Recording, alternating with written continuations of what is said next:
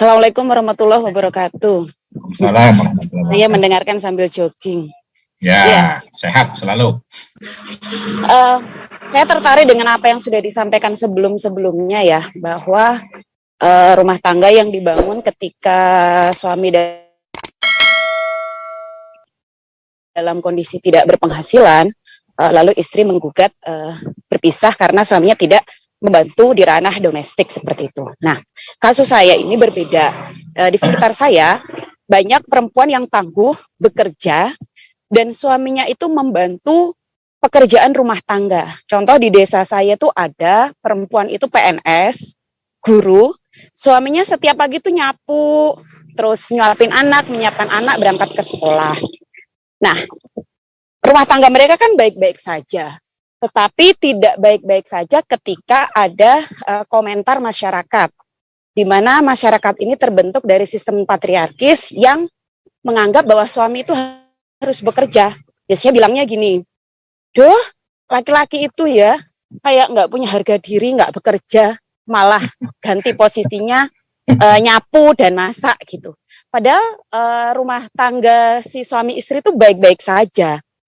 Terus kedua, barusan ada podcastnya Deddy Kobuser yang tamunya itu adalah Tante Lala. Itu nama akun di TikTok yang viral gitu ya. Tante Lala ini pernikahan keduanya, itu suaminya ini di PHK. Sebelumnya kan bekerja di telekomunikasi gitu loh. Nah, pertanyaannya Deddy itu dari podcastnya tuh bilang, "Suami Anda ngapain? Berarti nggak bekerja ya suami Anda?" gitu. "Enggak, bekerja yang gimana?" kata Tante Lala tanya. "Tapi dia bantu saya ketika live kan dari fee endorse TikTok itu banyak, per 2 hari itu dia dapat 15 juta. Dia nggak ngasuh anak," kata Pak Deddy. "Enggak, saya nggak suruh ngasuh anak karena ada adik suami yang ngasuh anak saya," gitu. "Terus suami ngapain?" Terus saja dicecar seperti itu. "Suami saya bantuin saya," gitu aja.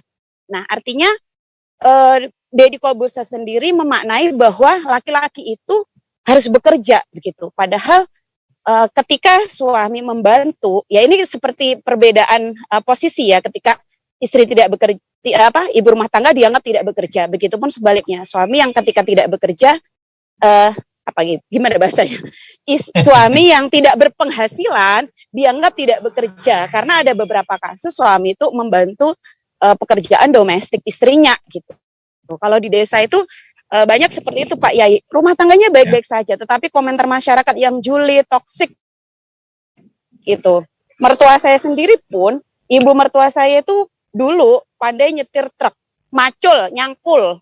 Di sawah itu tenaganya kuat. Beda dengan bapak mertua saya yang dikit-dikit kecangkul, dikit-dikit sakit. Tapi yang masak bapak mertua saya gitu. Tetapi komentar negatif masyarakat itu menilai bahwa itu adalah rumah tangga yang tidak normal begitu. Nah, seperti itu. Nah, berarti kan tugas kita bagaimana membingkai perspektif mubadalah yang tepat dalam membangun relasi rumah tangga, karena awalnya rumah tangga baik-baik saja, karena ada komentar negatif itu menganggap salah satu pasangan ini terjadi di teman saya akhirnya bercerai, padahal bertahun-tahun baik-baik saja selama 9 tahun. Tapi dianggap, "Duh, kamu tuh cantik-cantik pejabat di pengadilan agama tapi suamimu nggak bekerja. Cari yang lebih yang lebih tepat untuk kamu, yang cantik, hebat, pinter." Akhirnya dia membangun rumah tangga yang awalnya memang begitu normal, baik-baik saja, dapat komentar itu, dia lama-lama tidak terima dengan kondisinya bahwa suaminya itu membantu pekerjaan domestik, ngasuh anak, masak, nyapu, tetapi dapat komentar itu akhirnya tidak langgeng juga rumah tangganya.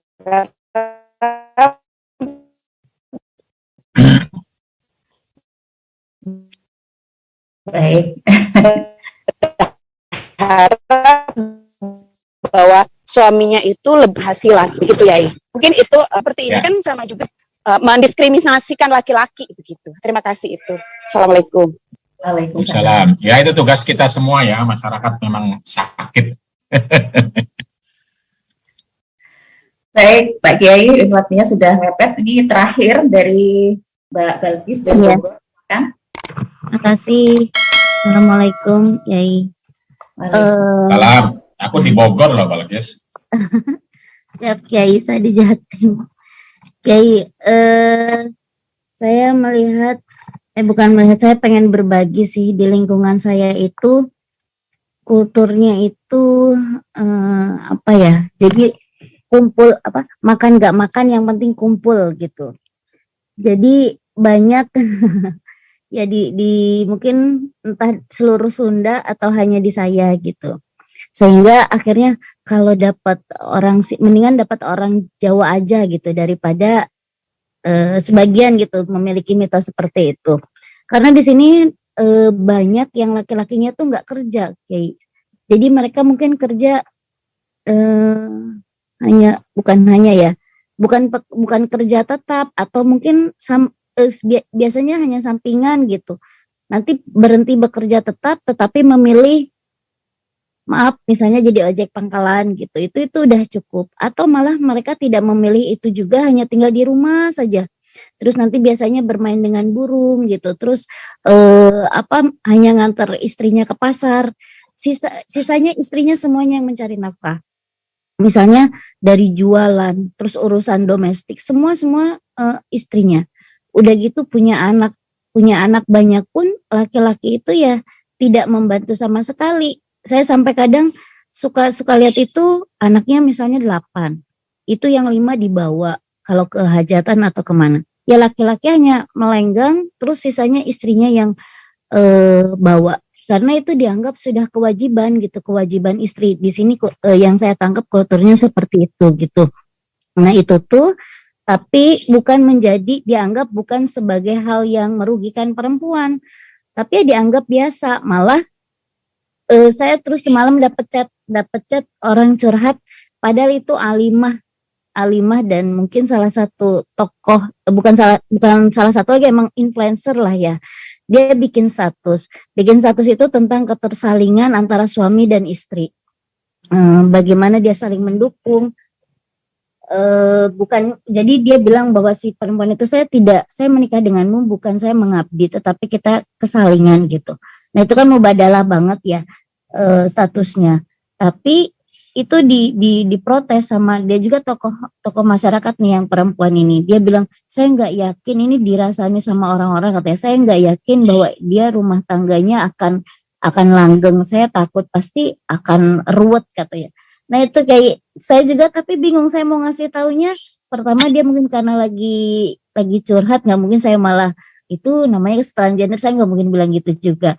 Yang kedua dia tuh alimah banget, dia tuh paham banget tentang agama. Jadi saya tuh bingung cara memberitahukannya seperti apa. Itu terima kasih Kay. Assalamualaikum warahmatullahi wabarakatuh. Waalaikumsalam warahmatullahi wabarakatuh.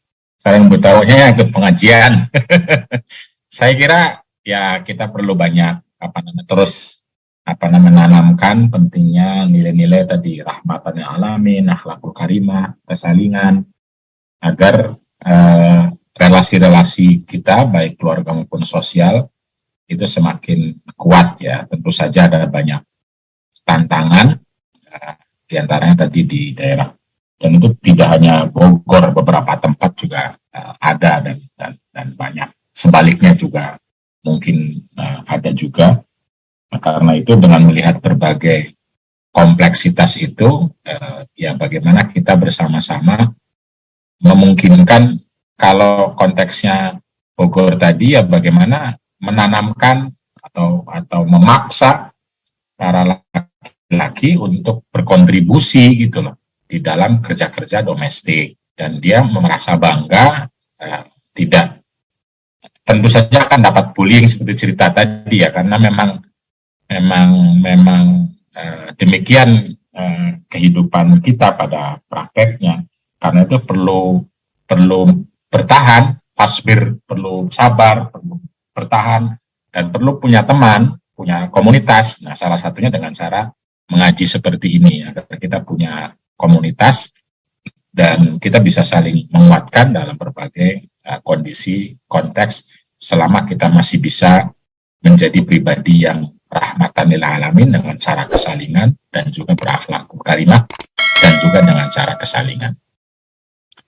Saya kira itu dari saya.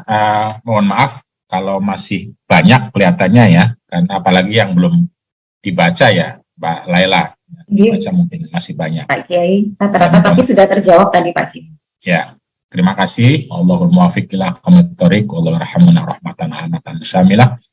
Wabillahi taufiq wal hidayah. Wassalamualaikum warahmatullahi wabarakatuh.